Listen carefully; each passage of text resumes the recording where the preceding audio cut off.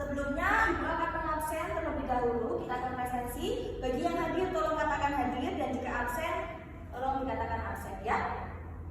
Zikriani hadir, Zilfi Hadir. Alia Hadir. Ilham Izin. Lutfiana Sakit. sakit. Kita doakan teman kita yang sakit semoga diberi kesembuhan, segera belajar bersama kita kembali. Oke anak-anak, sebelum kita membuka pembelajaran pada pagi hari ini, marilah kita berdoa terlebih dahulu. Doa akan dipimpin oleh Nak Zilfi, silakan. Sebelum mulai pembelajaran, alangkah baiknya kita berdoa dulu. Berdoa, mulai. Bismillahirrahmanirrahim. Rabbishrah li sadri wa yassir li amri wahlul 'uqdatam min lisani yafqahu qawli. Amin ya rabbal alamin. Oke, pada hari ini Ibu akan menerangkan tentang ide pokok atau gagasan utama. Tujuan pembelajaran pada hari ini supaya kalian mengetahui apa itu makna ide pokok atau gagasan utama. Kemudian kalian dapat mencari di mana bacaan yang terdapat ide pokok dan kalimat utama. Kemudian nantinya kalian akan mengenal dan mengetahui mana teks yang mengandung kalimat utama dan mana kalimat pendukung.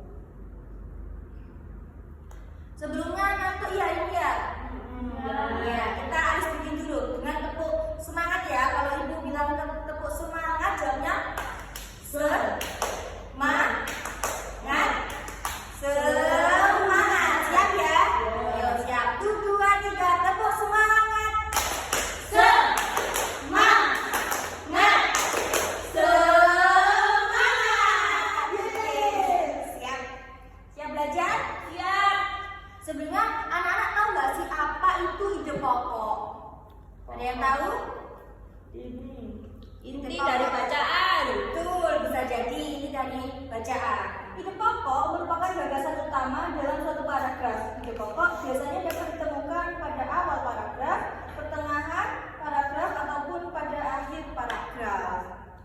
Nah, berarti ide pokok ini bisa di depan, bisa di belakang, di akhir kalimat, dan bisa di tengah-tengah atau di antara keduanya. Ide pokok merupakan kalimat yang berisi inti dari kalimat-kalimat yang tertera.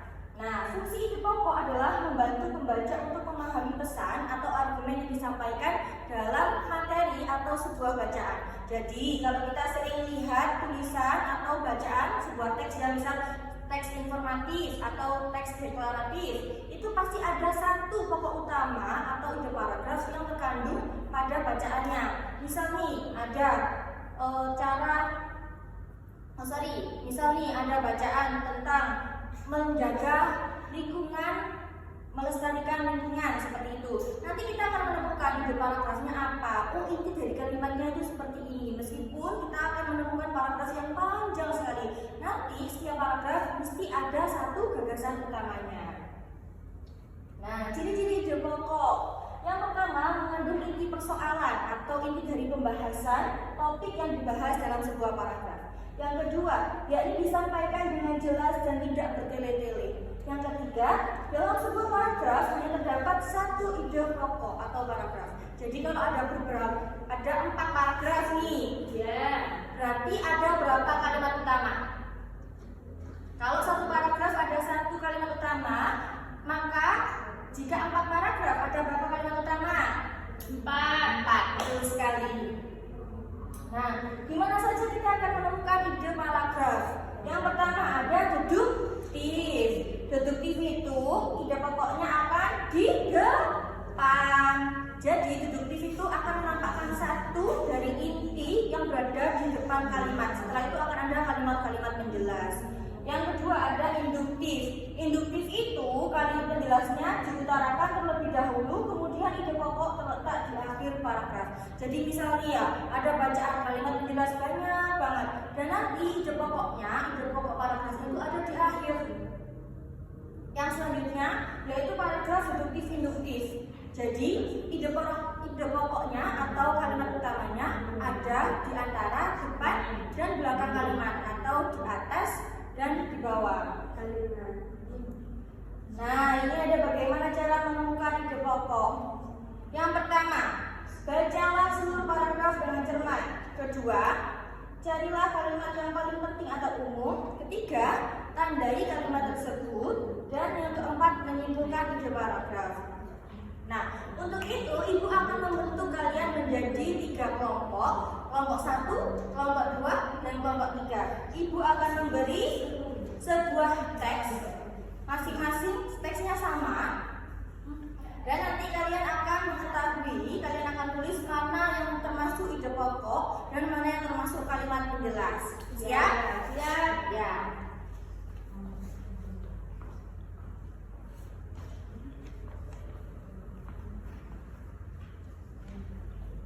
Nah, di situ pada lembar kerja yang ini kalian tulis yang pertama kalimat pokok, ide pokoknya di atas. Pada kalimat 1 kalimat utamanya yang mana?